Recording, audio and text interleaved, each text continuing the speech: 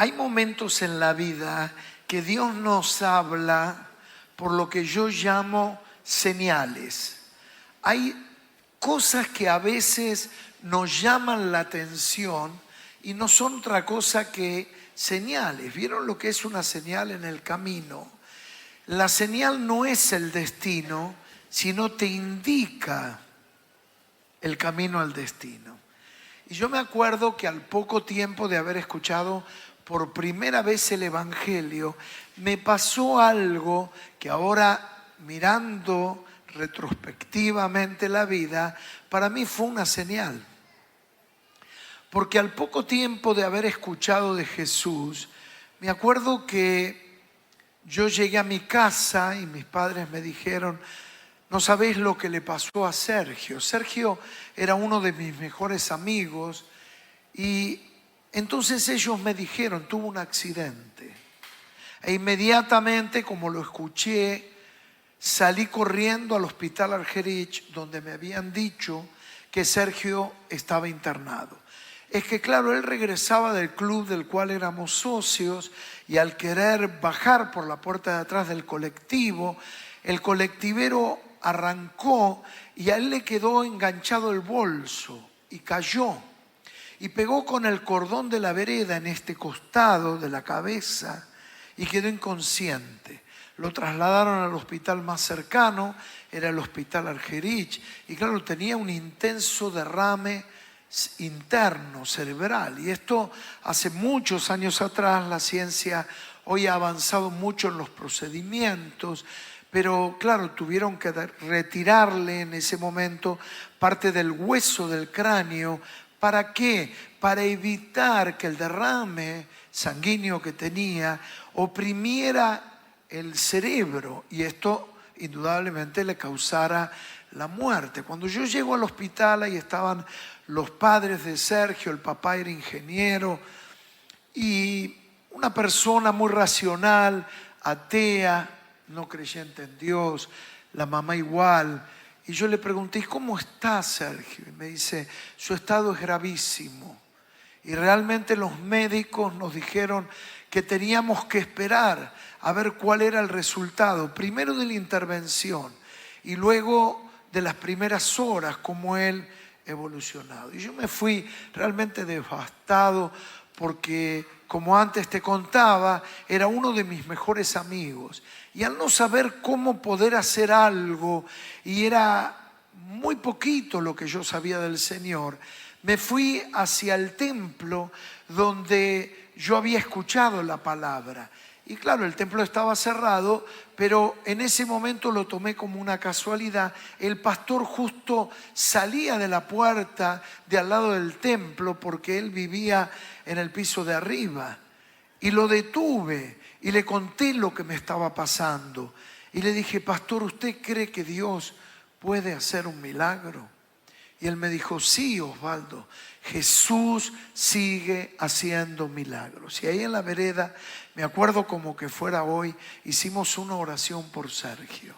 Y claro, yo regresé, le dije a los padres, ellos me miraron sorprendidos, pero lo interesante fue que a la otra mañana hubo buenas noticias.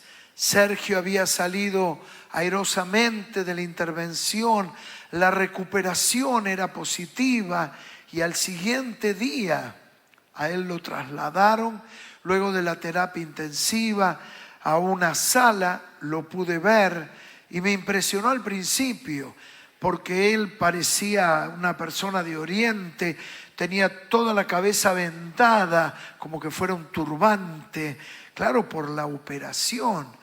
Y lo pude ver y pude hablar con él, estaba consciente. Y entonces él me dijo: Osvaldo, los médicos me dijeron que esto fue un milagro. Y yo le conté que habíamos estado orando especialmente por él. Gloria a Dios.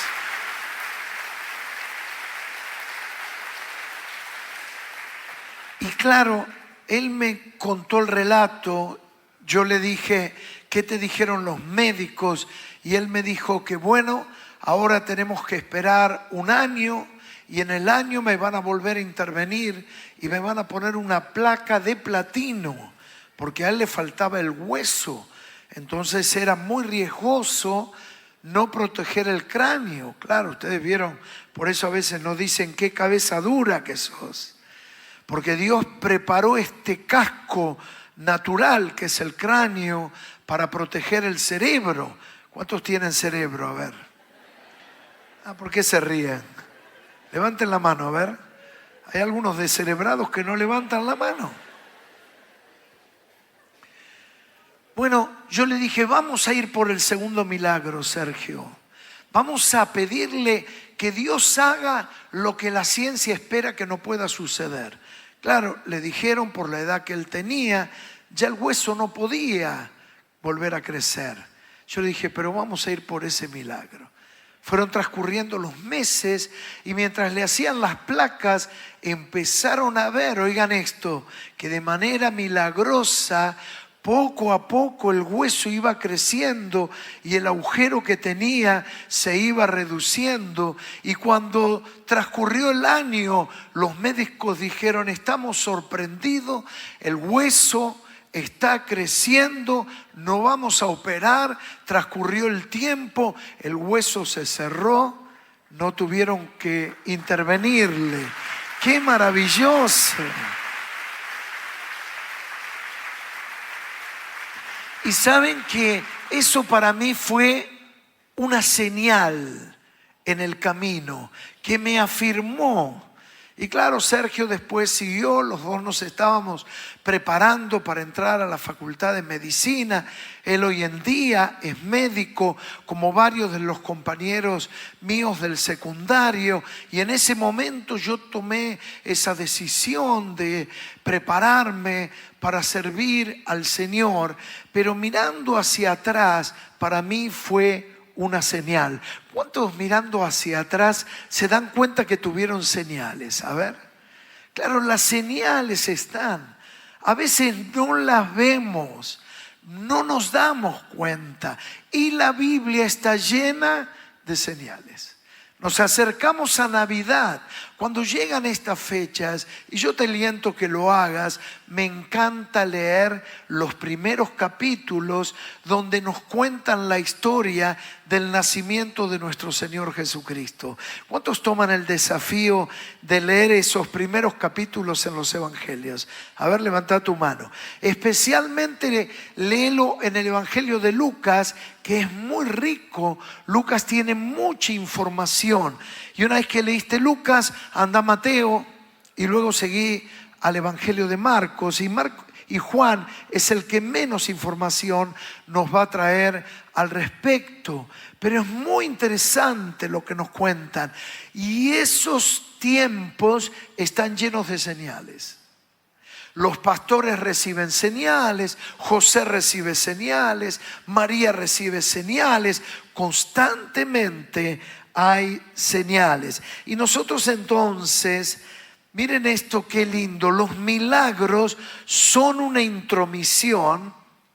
Esta frase yo te traje, los milagros que son una intromisión del cielo en nuestro mundo cerrado, dijo C.S. Lewis.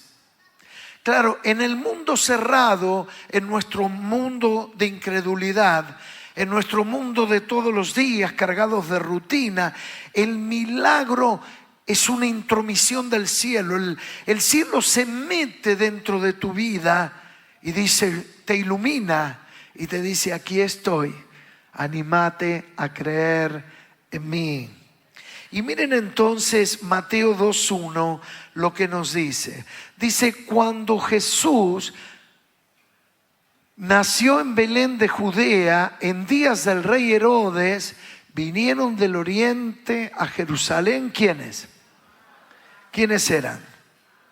Melchor, Gaspar. No. Eso es nuestra tradición. Unos magos diciendo, ¿qué dijeron los magos? ¿Dónde está el rey de los judíos que ha nacido? Porque su estrella hemos visto en el oriente y venimos a adorarle. Claro, toda esta zona de Belén está a nuestro oriente, pero estos magos venían todavía más allá del oriente de Belén y fueron movidos. Algunos dicen que eran sabios, estudiosos de los astros, y que les llamó la atención una estrella que nosotros la recordamos como la estrella de Belén, que va a ser una señal.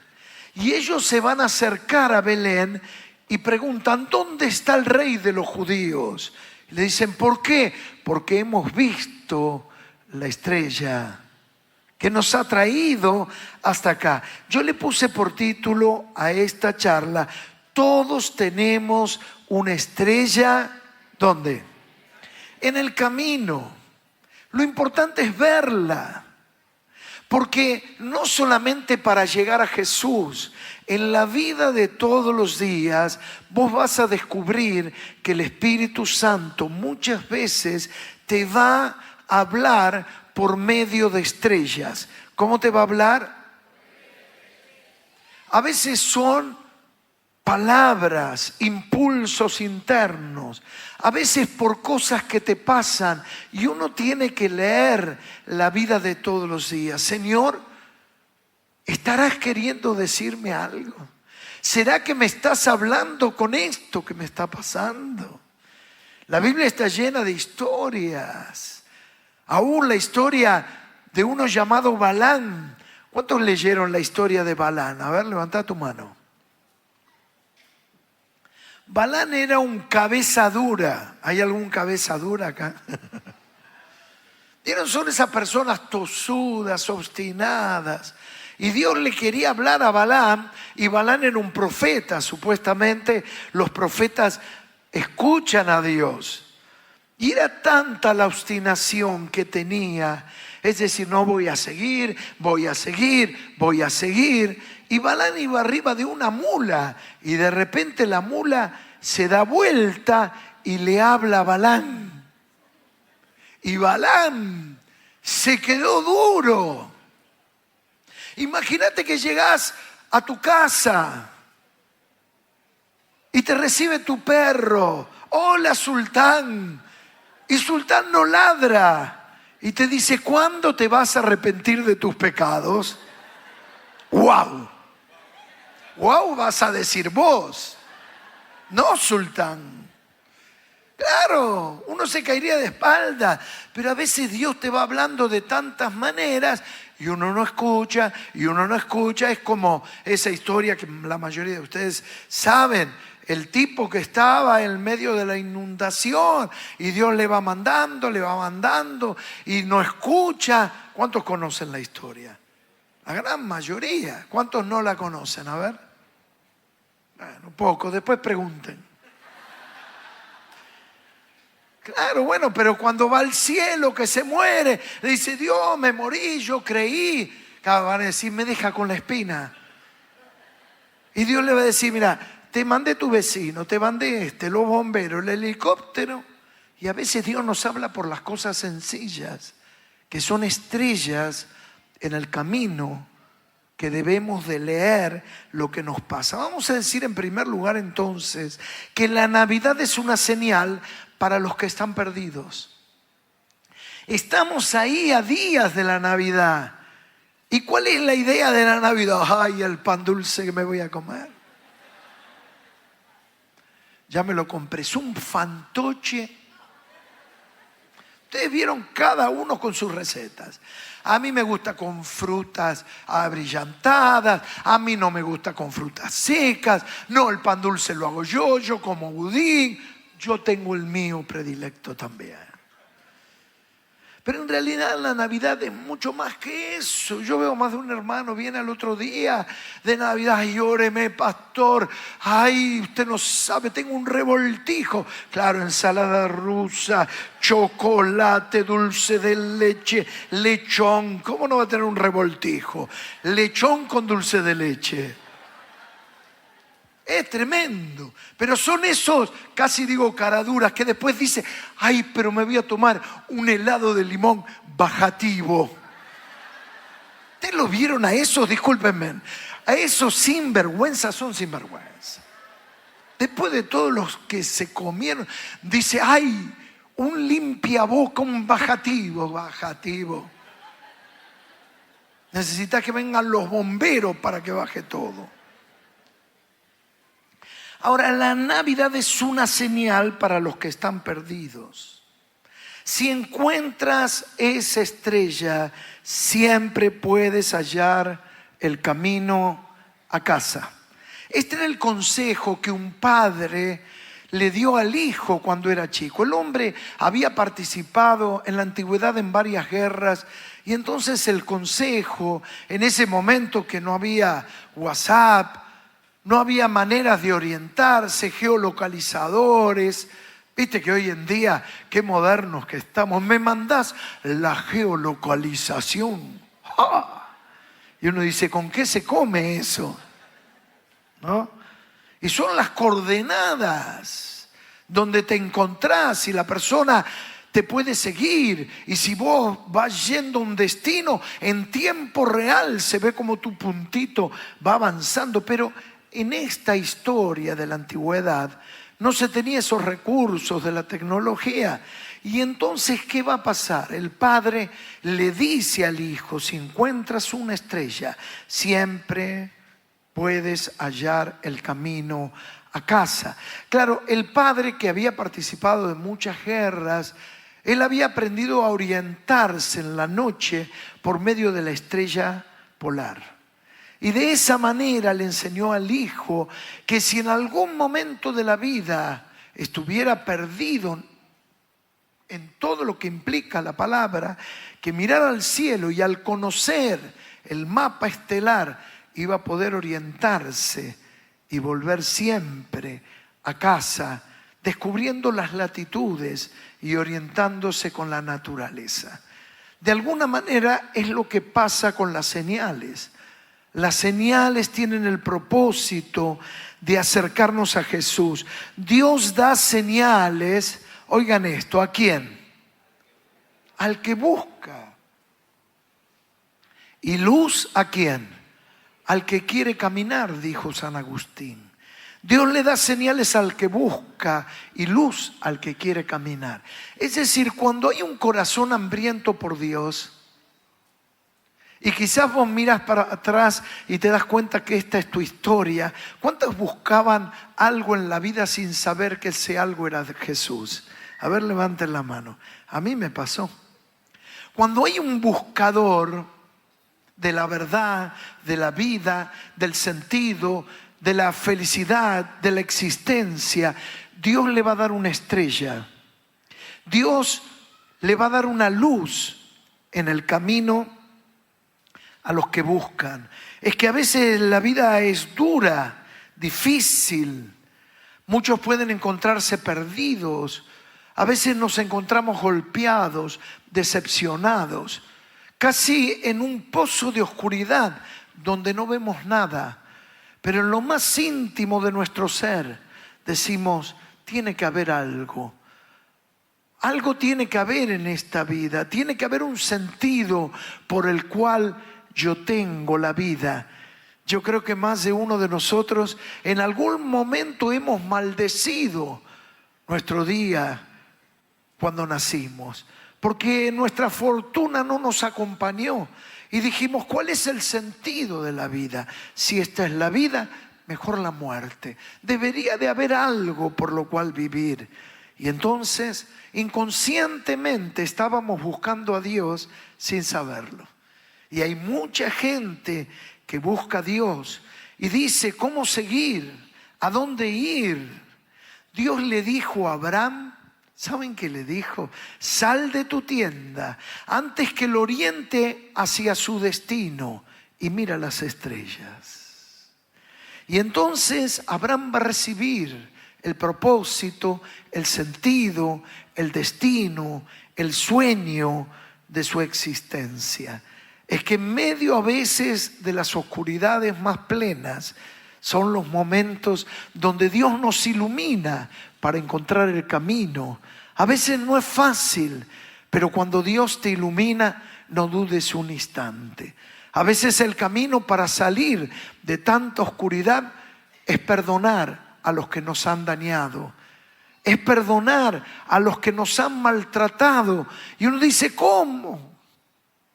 Yo voy a perdonar a los que me han dañado. Pero hemos aprendido que el perdón es una decisión y es el camino que inicia la restauración del alma y la sanidad de los espíritus. Por eso observen ustedes que los magos que venían de Oriente van a decir, ha nacido el Rey. Navidad entonces es conocer al Rey. ¿Qué es Navidad? Miren Mateo capítulo 2, versículo 1. Dice, después de que Jesús nació en Belén de Judea, en tiempos del rey Herodes, llegaron a Jerusalén unos sabios procedientes del oriente. Y miren ahora, ¿qué dice? ¿Qué dijeron ellos? ¿Dónde está el que ha nacido rey de los judíos? Preguntaron. Y es entonces que, ¿qué van a decir? Vimos levantarse su estrella y hemos venido a adorarle. Ellos empezaron a preguntar, ¿dónde está el rey? La noticia corría y llegó a los oídos de Herodes. Por eso ustedes saben que Herodes va a desatar una matanza de los niños, porque en el mundo del poder, y esto hoy en día uno lo ve en la misma política, el poder incluye el temor que nazca alguien. Por eso la persona que está generalmente en el poder, en cualquier instancia, son personas desconfiadas, que tienen temor a la envidia. ¿Vieron esa puja que suele haber en la mayoría de los gobiernos entre los presidentes y los vicepresidentes? Si uno hace una lectura, no solo del momento de hoy, a lo largo de la historia de los presidentes argentinos, la tensión entre los presidentes y los vicepresidentes. ¿Por qué? Porque no se llevaron bien, porque de alguna manera el vicepresidente estaba queriendo tomar la presidencia. Por eso los que están en lugares encumbrados tienen temor que les serruchen el piso. Y así pasó con el rey Herodes. Dijo, ¿cómo que nació otro rey? ¿Dónde está ese rey? Y mandó matar a todos los niños que acababan de nacer. Qué tremendo, ¿no? Es decir, acá nos da una gran señal, que aunque nos apartamos un minuto del mensaje, que justamente la disputa del poder muchas veces lleva a personas a tomar decisiones donde la vida no vale nada y pueden aún mandar a matar a otras personas. Ustedes habrán visto cómo a veces hay asesinatos en campañas presidenciales, porque hay grandes intereses, no solamente de encontrarse en una posición, sino grandes intereses económicos por detrás. Y la Biblia ya lleva miles de años observando la conducta del ser humano, que se vuelve a repetir una tras otra vez. Ahora, lo que va a alterar todo pensamiento, que estos magos que vienen de Oriente, ellos venían a ver a un rey. ¿A quién venían a ver? Y miren entonces qué va a decir, porque van a venir a un rey, ¿sí? Muy interesante lo que nos dice, para adorarlo y postrarse ante él. Pero la Biblia nos dice que cuando encuentran al rey, cuando encuentran al niño, lo encuentran envuelto en pañales. ¿Cómo lo encuentran? Entonces, miren el conflicto, que el rey que van a encontrar no lo encuentran en un palacio lleno de pompa, de gloria y de oro, sino lo van a encontrar en un pesebre. Es decir, en la condición más humilde que se podían ustedes imaginar. ¿Por qué? Porque no hubo lugar en el mesón. José quiere encontrar una habitación para María, pero como había un censo en Belén, la gente había venido de todas las latitudes y los pocos lugares de hospedaje estaban completos. Y como María ya no aguantaba más y le dice: José, voy a dar a luz, se meten en un establo, corre la paja limpia de la suciedad de los animales. Y ahí me imagino que habrá extendido algún lienzo, una tela, y ahí nomás María va a tener a Jesús en ese lugar.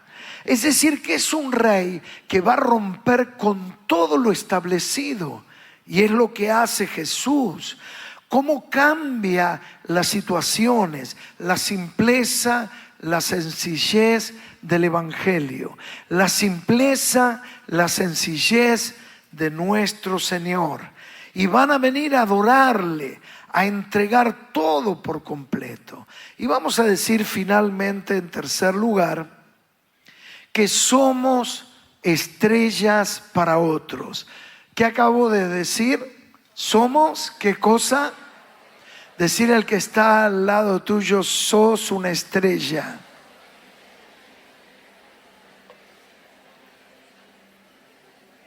Qué tremendo. No una estrella de cine. Sos alguien que tenés la capacidad de iluminar. Así como los magos de Oriente siguieron la estrella para llegar ¿dónde? Donde estaba Jesús. Dios te va a usar como una estrella para que muchos conozcan a Jesús. Por eso, demos un aplauso.